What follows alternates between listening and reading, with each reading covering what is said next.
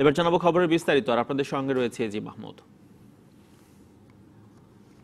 দেশের অর্থনীতিতে প্রবাসীদের অবদান সবচেয়ে বেশি, তাদের সুখ দুঃখ দেখা সরকারের দায়িত্ব। ব্রুনাইয়ে বাংলাদেশ দূতাবাসের নতুন চ্যান্সেরি ভবনের ভিত্তিপ্রস্তর স্থাপন করে এমন কথা বললেন প্রধানমন্ত্রী।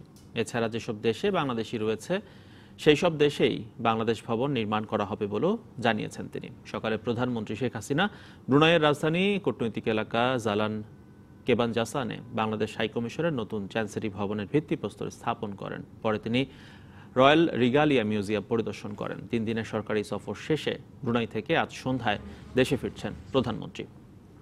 বিমান বাংলাদেশ এয়ারলাইন্সের একটি বিশেষ ফ্লাইট প্রধানমন্ত্রী ও তার সফর সঙ্গীদের নিয়ে মঙ্গলবার সন্ধ্যা 7:45 হজরত শাহজালাল আন্তর্জাতিক বিমানবন্দরে অবতরণের কথা রয়েছে। প্রধানমন্ত্রী গত 21 এপ্রিল 3 দিনের সফরে ব্রুনাই পৌঁছান। এই সফরে বাংলাদেশ ও ব্রুনাইয়ের 6টি চুক্তি ও একটি বিনিময় নোট স্বাক্ষরিত হয়।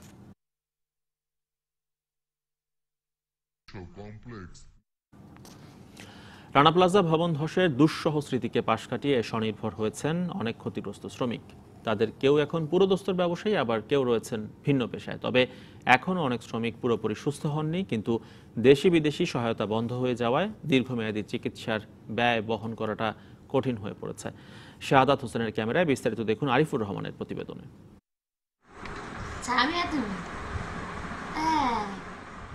2 মাস হলো জন্ম দিয়েছেন নতুন প্রাণের, অথচ 6 বছর আগে ধ্বংসস্তূপে চাপা পড়া রোজিনা আক্তারের নিজের জীবন নিয়েই সংশয় ছিল। শেষ পর্যন্ত প্রাণে বেঁচেছেন, শরীর আর মনের ক্ষত মেনে নিয়েই ঘুরে দাঁড়িয়েছেন। পা এখন অচল, চলাফেরা করা কষ্ট। পরে সিআরপি থেকে বললো যে তুমি প্রশিক্ষণ দাও, আমরা কিছু টাকা দিব, তুমি মুদি দোকান করে নিও। তা আশা আছে, ব্যবসা যেহেতু করতেছি, ব্যবসা যেন আরো বড় করতে পারি। মৃত্যুকে ফিরিয়ে দিয়ে নতুন করে জীবন শুরু করাদের তালিকায় আছেন সুজন মিয়া। ক্ষতিগ্রস্ত পা নিয়েই উপার্জন করছেন। অটোরিকশা আর মুদি দোকানে ভর করে স্বনির্ভর হবার চেষ্টা করছেন। ফিজিওথেরাপি নেওয়ার পরে আমার হাতটা যখন মোটামুটি ভালো হলো, তারপরে আমি এই দোকানটা দিই। প্রায় 2 মাস ধরে আর কি অটোরিকশাটা চালাচ্ছি। রোজিনা আক্তার কিংবা সুজন মিয়া দুজনেই এখন প্রশিক্ষণপ্রাপ্ত উদ্যোক্তা।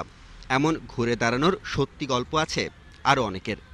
কেউ বললো যে না আমি গাভী পালন করব, কেউ বললো যে না আমি একটা আপনার ফটোকপিয়ার মেশিন দেন। সো এইরকম বিভিন্ন ধরনের কর্মকাণ্ডের মধ্য দিয়ে আমরা প্রত্যেককে প্রশিক্ষণটা দিলাম। তবে রানা প্লাজা দুর্ঘটনায় আহতদের সবার গল্প এমন নয়। কেউ কেউ এখনও শরীর জুড়ে বয়ে বেড়াচ্ছেন অসহ্য ব্যথা, মস্তিষ্কে চিরস্থায়ী হয়ে আছে ভবন ধসের আতঙ্ক। যে কোনো বিল্ডিং এর সামনে গেলে উপরে তাকাই না, মনে হয় যে ভাঙ্গি এখনই পর্ব মানুষের বরে। দরজার আর বয়টা আমার এখনো যায় নাই। আমার লাগে যে সত্যই আটকাই দিল মনে হয় পিছন থেকে। প্রায় 5-6 সেশনের মতো তাকে দেখা হয়েছে, আনুমানিক আরও 5-6 সেশনের মতো তার লাগতে পারে পুরোপুরি কিওর হওয়ার জন্য। কিন্তু সাহায্য হিসেবে পাওয়া অর্থ শেষ হয়েছে আগেই, তাই প্রায় আয়বিহীন মানুষগুলোর চিকিৎসা নেওয়াটাই এখন ভীষণ বিলাসিতা।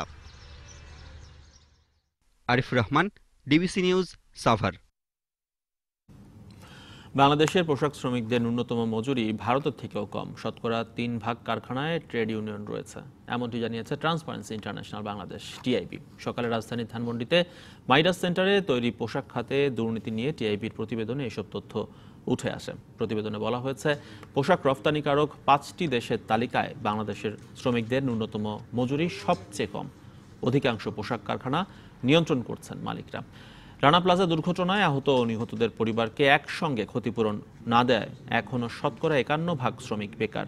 রানা প্লাজার ঘটনা পরবর্তী 2014 সাল থেকে 1250টি কারখানা বন্ধ হয়েছে, এতে চাকরি হারিয়েছেন 4 লক্ষ শ্রমিক।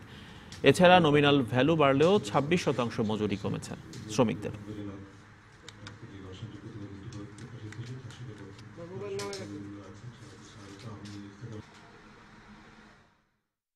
শিল্প খাতে শ্রমিকদের ন্যূনতম মজুরি $202 সমতুল্য করা হতে পারে, যেটি প্রায় 17,000 টাকার মতো হওয়া উচিত বলে আমরা মনে করি। মাত্র 3% কারখানায় কিন্তু শ্রমিক ইউনিয়ন এখন পর্যন্ত গঠিত হয়েছে, এবং যেগুলো গঠিত হয়েছে সেটা আপনারা দেখছেন আমাদের প্রতিবেদনে অনেক ক্ষেত্রেই মালিকদের প্রভাবান্বিত বলে ধারণা করা হয়। পূর্ব ঘোষিত 5 দফা দাবি আদায়ে রাজধানীর নীলক্ষেত মোড়ে সড়ক অবরোধ করেছে ঢাকা বিশ্ববিদ্যালয়ের অধিভুক্ত সরকারি 7 কলেজের শিক্ষার্থীরা। মঙ্গলবার সকালে প্রথমে মানববন্ধন ও পরে মিছিল নিয়ে নীলক্ষেত মোড়ে সড়ক অবরোধ করে তারা। শিক্ষার্থীরা সকাল 10টায় ঢাকা কলেজের সামনে মানববন্ধন করেন, পরে বিক্ষোভ মিছিল নিয়ে নীলক্ষেত মোড়ে সড়ক অবরোধ করেন। একসঙ্গে পরীক্ষা শেষ হওয়ার 90 দিনের মধ্যে ত্রুটি মুক্ত ফলাফল প্রকাশ সহ একই বর্ষের সব বিভাগের ফলাফল একসঙ্গে প্রকাশ করা সহ 5 দফা দাবি নিয়ে তারাই আন্দোলনে নেমেছেন। এর আগেও কয়েকবার তারা আন্দোলন করলেও দাবি না মানায় আবার ওই অবরোধে নামেন তারা। সেশনের আছি, যারা ন্যাশনালে আমাদের সাথে ছিল ওদের পরীক্ষাটা শেষ হয়ে যাচ্ছে, এখন হচ্ছে, কিন্তু আমরা এখনো তৃতীয় বর্ষের ফলাফল পাই নাই। আমরা যে 3 বছর রানিং চলতেছে, আমাদের প্রথম বর্ষই এক্সাম হয় না, তাহলে আমাদের কত বছর পরে প্রথম বছর এক্সাম হবে, তারপর আমাদের ফাইনাল পরীক্ষা হবে। নীলক্ষেত মোড়ে সড়ক অবরোধ করেছে ঢাকা বিশ্ববিদ্যালয়ের অধিভুক্ত সরকারি 7 কলেজের শিক্ষার্থীরা। এই মুহূর্তে সেখানে রয়েছেন আমাদের সহকর্মী ঝুমি রহমান, তিনি সরাসরি যুক্ত হচ্ছেন আমাদের সঙ্গে। ঝুমি, আজকের কর্মসূচি আর কতক্ষণ চলবে, আর দুপুর 2টার পর তো পরবর্তী কর্মসূচি ঘোষণা করার কথা, সেটি সম্পর্কে জানাতে পারেন কিনা?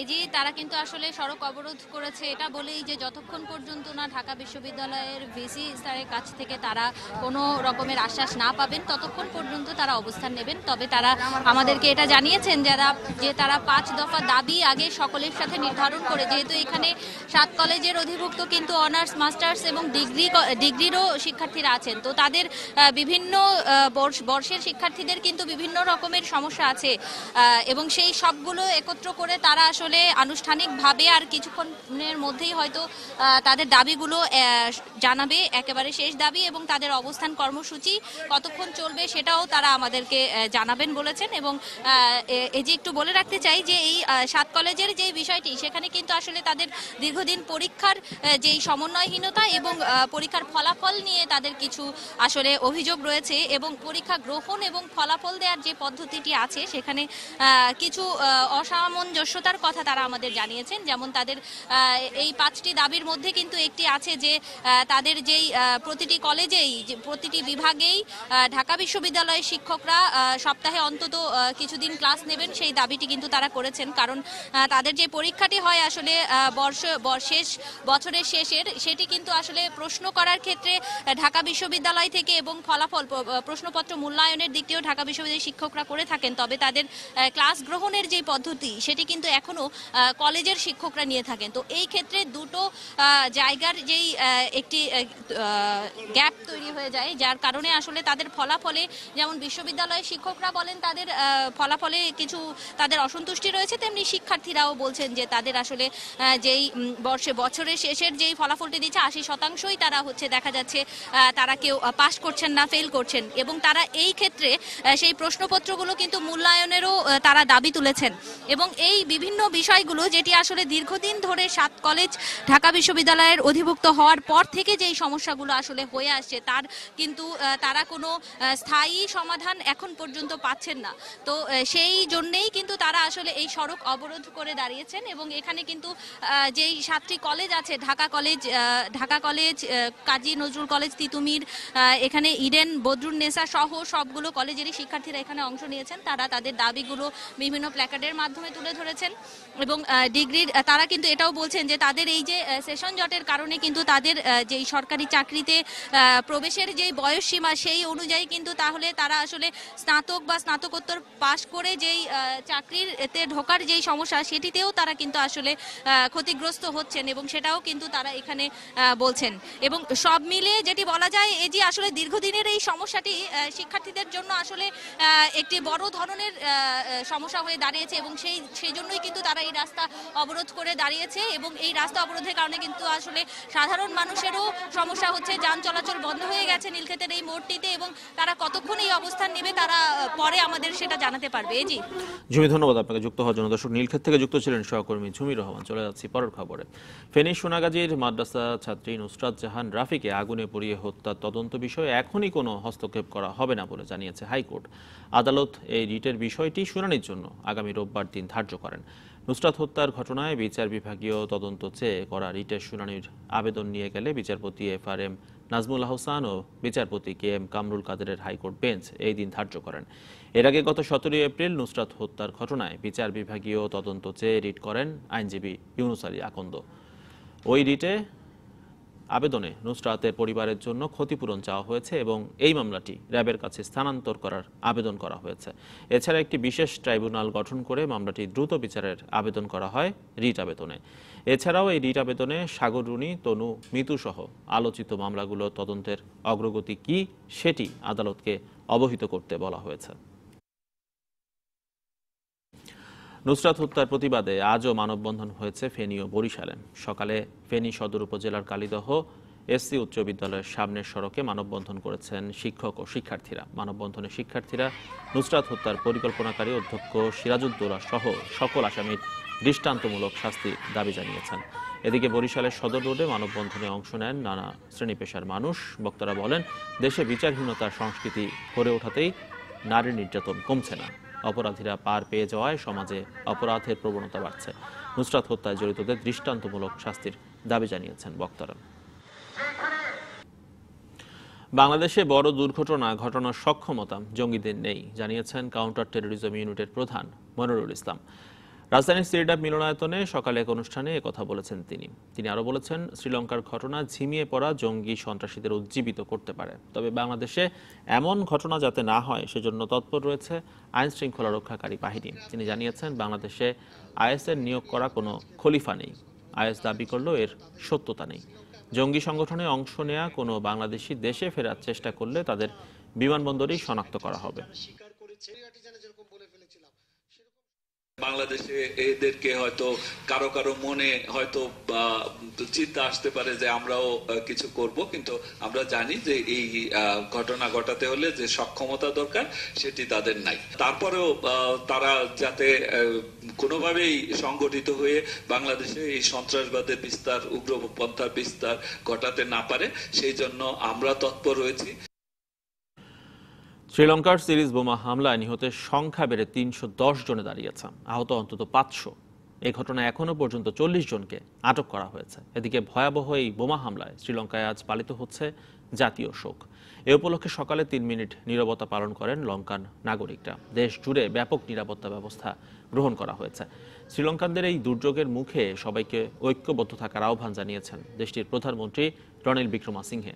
সকালে এক টুইট বার্তায় এমন আহ্বান জানিয়েছেন তিনি। এদিকে মঙ্গলবার ভোর 4টা থেকে কারফিউ তুলে দেওয়া হয়, তবে সোমবার মধ্যরাত থেকে দেশটিতে চলছে জরুরি অবস্থা। হামলায় স্থানীয় উগ্রবাদী সংগঠন ন্যাশনাল তৌহিদ জামাতকে দায়ী করছে দেশটির সরকার। তাদের মতে, আন্তর্জাতিক নেটওয়ার্কের সহায়তা ছাড়া এত বড় হামলা চালানো সম্ভব নয়। হামলাকারীদের ধরতে তাদের আশ্রয়স্থল এবং প্রশিক্ষণের জায়গাগুলোতে চলছে অভিযান। এছাড়া নিহতদের পরিবারকে 10 লাখ রুপি এবং আহতদের পরিবারকে 1 থেকে 3 লাখ করে রুপি দেওয়ার ঘোষণা দিয়েছে সরকার।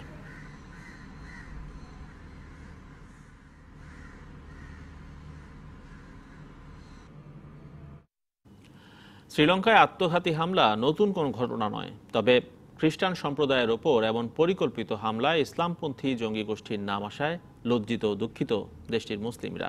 সামাজিক যোগাযোগ মাধ্যমে সেই বার্তাই দিচ্ছেন তারা। অন্যদিকে ভয়াবহ এই হামলার পর আতঙ্কে থাকলেও ঐক্যবদ্ধভাবে সন্ত্রাসবাদ মোকাবেলা করতে চান দেশটির খ্রিস্টানরা।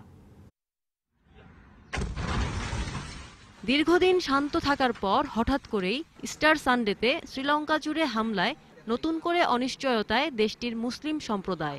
এই হামলায় ইসলামপন্থী জঙ্গি গোষ্ঠীর নাম আসায় ভাবমূর্তি নিয়ে উদ্বিগ্ন হওয়ার পাশাপাশি এখন লজ্জিত গোটা সম্প্রদায়। এরই মধ্যে সামাজিক যোগাযোগ মাধ্যমে দেয়া অসংখ্য বার্তায় খ্রিস্টান সম্প্রদায়ের প্রতি গভীর সমবেদনা প্রকাশ করেছেন দেশটির মুসলিম নাগরিকরা। অনেকেই বলেছেন, উগ্রপন্থী কোনো জঙ্গি গোষ্ঠীর অপরাধের জন্য গোটা মুসলিম সম্প্রদায়কে বিচারের কাঠগড়ায় দাঁড় করানো ঠিক হবে না।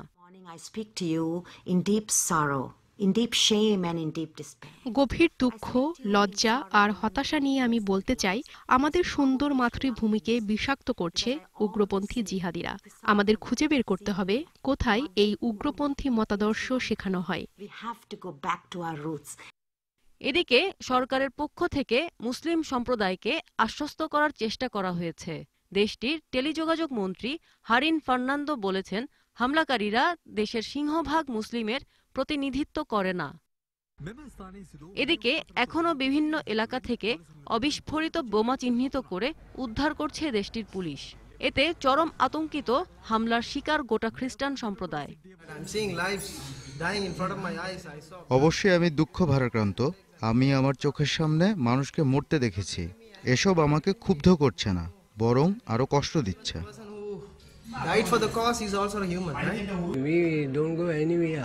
আমাদের আর কোনো বাড়ি নেই, আমরা এখানেই থাকতে চাই।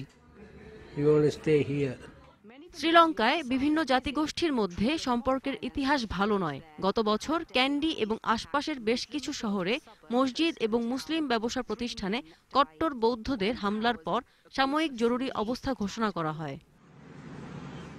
Amina Lucy, DBC news desk.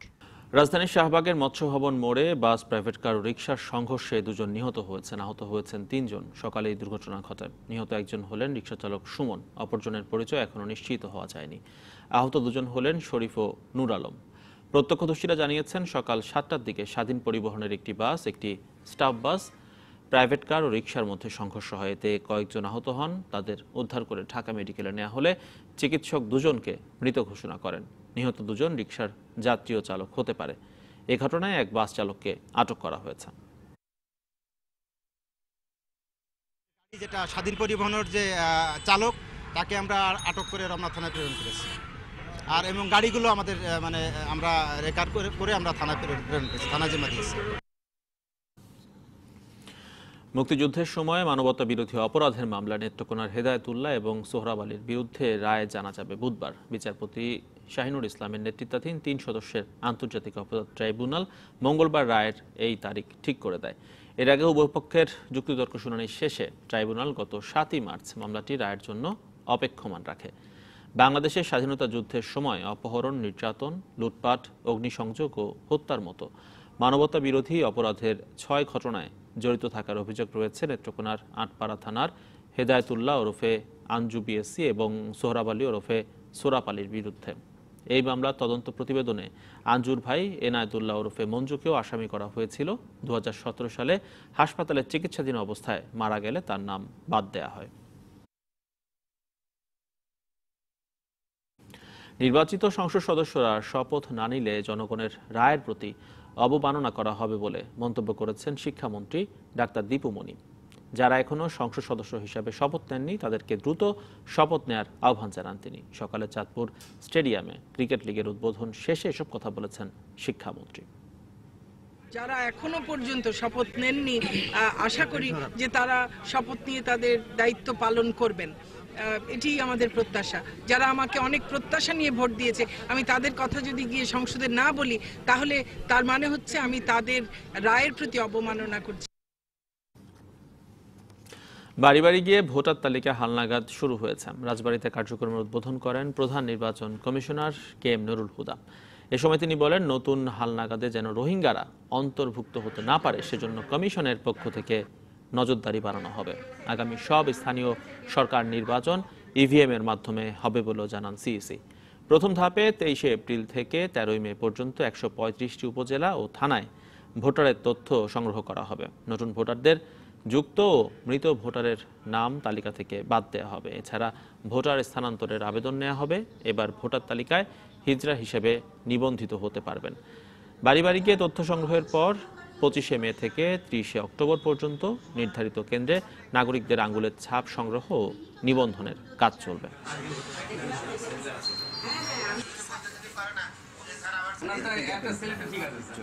সব রোহিঙ্গাদের এই যে একটু আগে বললাম না, আঙ্গুলের ছাপ 10 আঙ্গুলের ছাপ নিয়ে রেখেছে, সেখানেই যদি তারা কোনো ভুল নাম দিয়ে ভুল তথ্য দিয়ে যদি হতে যায় তখন আঙ্গুলের ছাপ দিলে দেখা যাবে তার আঙ্গুলের ছাপের সাথে ছবি মিল নেই, সব বায়োমেট্রিক নেওয়া আছে সমান।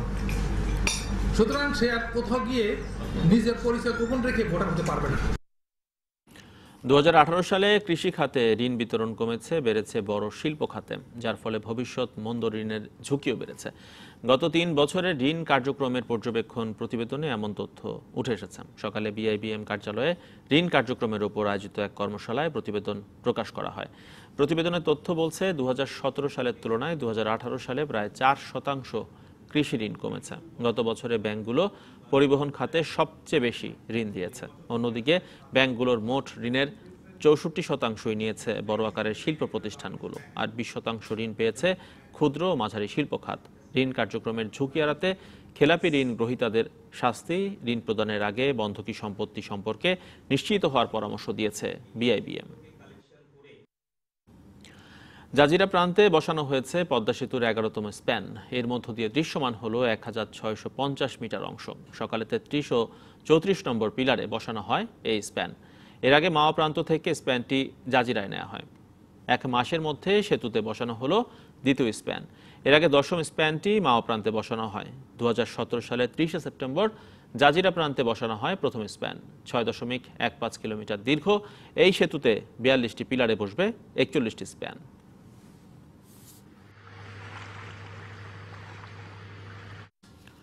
ঢাকা ওয়াসার এমডিকে পানির শরবত খাওয়ানোর ব্যতিক্রমধর্মী কর্মসূচি নিয়েছেন জুরাইনবাসী। সকালে রাজধানীর কারওয়ান বাজারে ওয়াসা ভবনে মিজানুর রহমান নামের এক ব্যক্তির নেতৃত্বে কয়েকজন সেখানে অবস্থান নেয়। ঢাকা ওয়াসার পানি শতভাগ সুপেয়। গত 20 এপ্রিল সংস্থাটির ব্যবস্থাপনা পরিচালক তাকসিমে খানের এমন মন্তব্যের প্রতিবাদী এই কর্মসূচি নেয় ঢাকার জুরাইনবাসী। তারা ওয়াসার ময়লা পানি দিয়ে শরবত বানিয়ে এমডিকে পান করানোর জন্য অপেক্ষায় থাকেন। সঙ্গে নানা ধরনের প্লাকার্ড বহন করেন।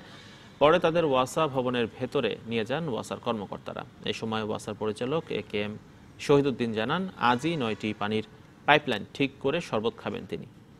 এরই মধ্যে ওয়াসার একটি প্রতিনিধি দল পাইপলাইন ঠিক করতে জুরাইন গেছে। জুরাইন এলাকার পানি খুবই অপরিষ্কার, দুর্গন্ধযুক্ত ও ড্রেনের পানির মতো। 2012 সালে জুরাইনের 3500 বাসিন্দা গণস্বাক্ষর নিয়ে ওয়াসার এমডি বরাবর অভিযোগ করা হলেও কোনো কাজ হয়নি। সে কিন্তু আমরা তো চাক্ষু জানি সুপেয় না, সেটাই তাকে চ্যালেঞ্জ করতে আমরা আসলাম যে আপনার যদি বলছেন সুপেয় পানি, তাহলে আপনার পানি ওয়াসার পানি আপনি আমরা শরবত পানি দিয়ে দেয় আপনার খান। সে তো তাকে পেলাম না। তার যে দায়িত্বপ্রাপ্ত অথরিটি, সে আমাদেরকে বরঞ্চ মিথ্যাবাদী হিসেবে প্রমাণ করতে চাইলো যে এই পানি জুরাইনের না। পরে আমরা চ্যালেঞ্জ করলাম যে চলেন মিডিয়া সহ জুরাইনে, সে রাজি হলো না। তা আমরা প্রবলেম আইডেন্টিফাই করে ওটাকে সলভ করে ওনার ওখান থেকে গিয়ে শরবত দিয়ে পানি দিয়ে শরবত খাবো, এটাই আমি বলে দিয়েছি। ছাত্রলীগের পূর্ণাঙ্গ কমিটি করতে আওয়ামী লীগের 4 নেতাকে দায়িত্ব দেওয়া হয়েছে। কাউন্সিলের 1 বছরেও সভাপতি সাধারণ সম্পাদক মিলে কমিটি করতে না পারায় আওয়ামী লীগ সভাপতি 4 নেতাকে এই দায়িত্ব দেন। দায়িত্বপ্রাপ্তরা বলছেন, সংগঠনের বর্তমান ও বিদায়ী 2 নেতাকে কমিটি প্রস্তাব করতে বলা হয়েছে। প্রধানমন্ত্রী দেশে ফিরলেই তা ঘোষণা করা হবে। গেল বছরের 11 ও 12 মে ছাত্রলীগের জাতীয় সম্মেলনের পর পেরিয়ে গেছে 11 মাস।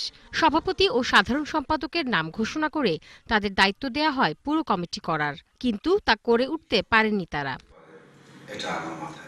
এ নিয়ে পদপ্রত্যাশীদের ক্ষোভের পাশাপাশি সংগঠনের কর্মকাণ্ড ঝিমিয়ে পড়েছে বলে অভিযোগ উঠেছে। নানা আলোচনার পর পুরো কমিটি করতে দায়িত্ব দেওয়া হয়েছে আওয়ামী লীগের 4 নেতাকে। এটা পূর্ণাঙ্গ কমিটি হওয়ার মধ্যেই সংগঠনের সফলতা, গতিশীলতা নির্ভর করে, বিষয়টা এমন করে ভাববা ঠিক হবে না। তাদের জিনিস তারাই করবে এবং কারা ভবিষ্যতে সংগঠন করতে পারবে, কাদের কি যোগ্যতা আছে, এই সব কিছু বিবেচনা নিয়ে তারা সুন্দর একটা কমিটি করে তাদের যাত্রা শুরু করবে, এটাই আমরা আশা করছি। নতুন কমিটি ঘিরে যেন কোনো বিতর্ক না হয় সেজন্য নেতা নির্বাচন করতে চলছে চুলচেরা বিশ্লেষণ। নেত্রী আমাদেরকে সময় 7 দিন বেঁধে দিয়েছেন কমিটি করার জন্য। আমরা কমিটি করার ব্যাপারে প্রায় চূড়ান্ত পর্যায়ে আমরা চলে এসেছি। কোন মানুষগুলি রাজনীতি ধারণ করে, আদর্শ ধারণ করে দীর্ঘমেয়াদী রাজনীতি করবে, ছাত্রলীগের আদর্শবান কর্মী খোঁজা হচ্ছে। কোনোভাবেই যেন ছাত্রলীগের ভিতর অন্য কোনো রক্ত জড়িয়ে না পড়তে পারে। নৈরাজ্যতে যারা বিশ্বাস করে, এই ধরনের কোনো লোককে ছাত্রলীগে কোনোভাবেই জায়গা দেওয়া হবে না। পরপর 4টি কমিটির সভাপতি, সাধারণ সম্পাদক ভোটে নির্বাচিত হয়েছেন। আর বর্তমান সভাপতি রেজওয়ানুল হক চৌধুরী শোভন ও সাধারণ সম্পাদক গোলাম রব্বানীকে মনোনীত করেন আওয়ামী লীগ সভাপতি। Tahsina Jessy, DBC news, Dhaka. জাহালামের মতোই বিনা দোষে জেল খাটার আরও একটি ঘটনার খোঁজ পাওয়া গেছে। নাম, পিতার নাম, ঠিকানা, বয়স কোনো কিছুরই মিল নেই। তবু 10 বছরের সাজা পাওয়া মাদক মামলার আসামির বদলে জেলে পাঠানো হয়েছে আরমান নামের একজনকে। 3 বছরেরও বেশি সময় কাশিমপুর কারাগারে জেল খাটছেন তিনি। কাশিমপুর কেন্দ্রীয় কারাগার, কয়েদি নম্বর 3848, নাম মোহাম্মদ শাহাবুদ্দিন ওরফে আরমান। পল্লবী থানার 61-8-05 নম্বর মামলা এবং ঢাকার জননিরাপত্তা বিশেষ ট্রাইব্যুনালের মাদক মামলা নম্বর 2521/2015। কারাগারের নথি অনুযায়ী মাদক মামলায় 10 বছরের সাজা খাটছেন তিনি।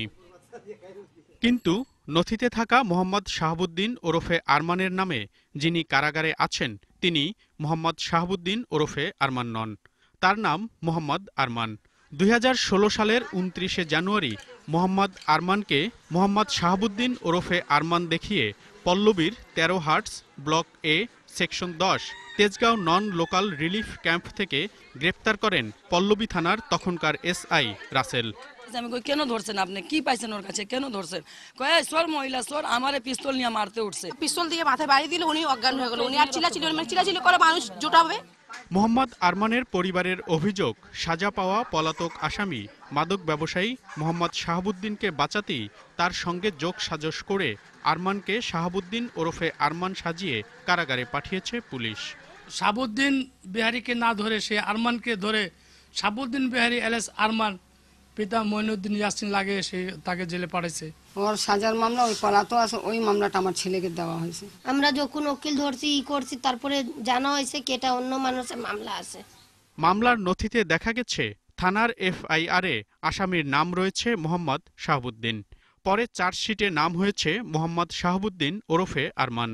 এমনকি মামলার নথিতে মূল আসামি মোহাম্মদ শাহাবুদ্দিন ওরফে আরমানের সাথে মোহাম্মদ আরমানের নাম, পিতার নাম, ঠিকানা ও বয়সেরও গরমিল রয়েছে।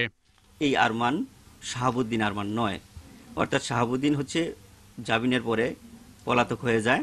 চার্জশিটে শাহাবুদ্দিন বিহারী ওরফে আরমান লাগানোর কারণেই সাজার পরে আমার আসামিটা গ্রেপ্তার হয়েছে। আরমানের পরিবারের দাবি, সাজা পাওয়া শাহাবুদ্দিন এখনও পলাতক। মোবাইলে আরমানের পরিবারকে কিছুদিন আগেও হুমকি দিয়েছে সে ফোন দিয়ে বললো যে আপনি আমার নাম দিলেন কেন, আমার নাম দিয়ে কি ভালো করছেন? আবার জেলখানা গেছিল, আমার ছেলের সাথে দেখা করছে, দেখা করে ওর হুমকি দিয়ে আসছে কি তোমার মায়ের কাছে টাকা নেই, বাইর করতে পারবো না, তুমি পৌঁছে যাবা, মরে যাবা।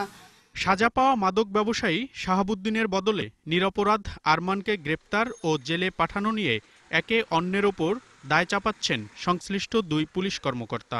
সিরাজুল ইসলাম খান তফসিলের সময় ওই শাহাবুদ্দিনের মধ্যে এলআইস আরমান দিয়েছে, কারণ আমরা ওয়ারেন্টে প্রাপ্ত হয়ে আরমান পিতা ইয়াসিনকে আমরা চালান দিয়েছি। আদালতকে যে নামটা উনি দিয়েছে সেই নামটা আদালতে সেই প্রথম যে অ্যারেস্ট হয়েছিল তার নাম নাকি তার সাথে সখ্যতা করে সেই নাম বাড়াইছে এটা তো আমি বলতে পারবো না। ড্রাইভার তার বইলে ও পার পাবে না, এই জন্য আমি তো শুধু আরমানের বিরুদ্ধে চার্জশিট দেই নাই, আমি তো চার্জশিট দিয়েছি শাহাবুদ্দিন বিহারী ওরফে আরমান। তো সেখানে ওনারা যদি ছদ্ম নামের অন্য ব্যক্তিকে গ্রেপ্তার করে থাকে আমার কোনো দায়ভার নাই, সে জবাবটা তারা দিবে। আরমানের পরিবার চায় এই মিথ্যের অবসান ঘটিয়ে দ্রুত আরমানকে কারাগার থেকে মুক্তি দেয়া হোক। আমার ছেলেকে জেলে আছে, আমাকে ফিরিয়ে দেন। আমার জামারে ছাড়া দেন, যে পুলিশ ধরে নিয়ে গেছে ওই পুলিশেও সাজা দেন।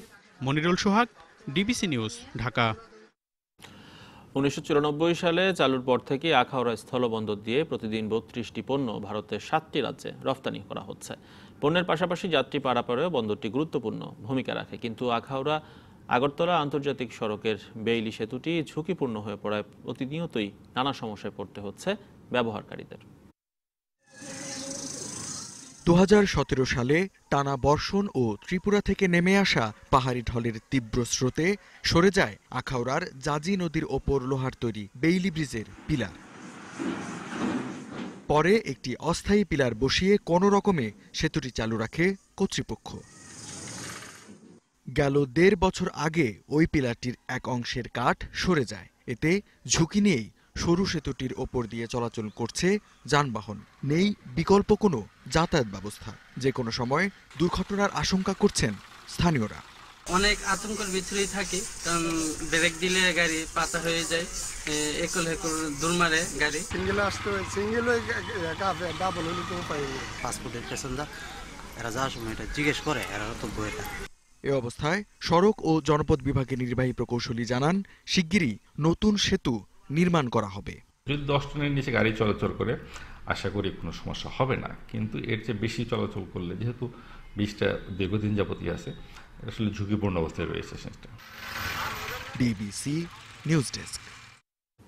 অকাল বন্যার হাত থেকে হাওরের একমাত্র বড় ফসল রক্ষা করতে নেত্রকোনায় শুরু হয়েছে নদী ও খাল খনন কাজ। তবে এতে ব্যাপক অনিয়মের অভিযোগ তুলেছেন স্থানীয়রা। তারা বলছেন নিয়ম নীতি না মেনে খেয়াল খুশি মতো খনন কাজ চালাচ্ছে ঠিকাদাররা।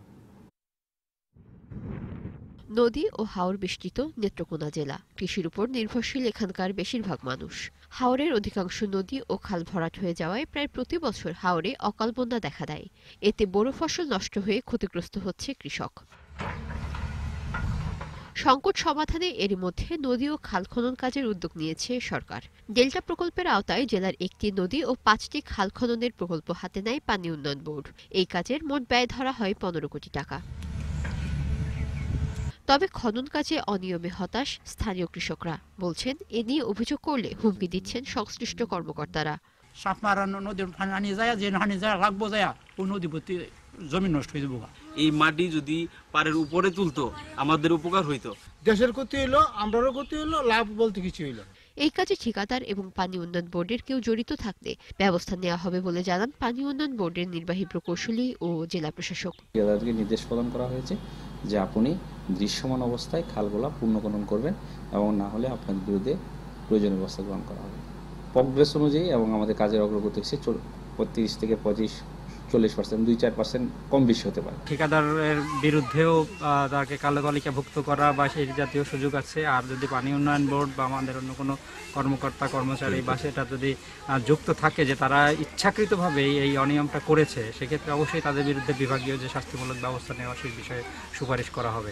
নদী ও খাল খনন কাজের অনিয়ম ও দুর্নীতি বন্ধ করে দ্রুত প্রয়োজনীয় ব্যবস্থা নেবে সরকার, এমনকি প্রত্যাশা নেত্রকোনাবাসীর। DBC news desk.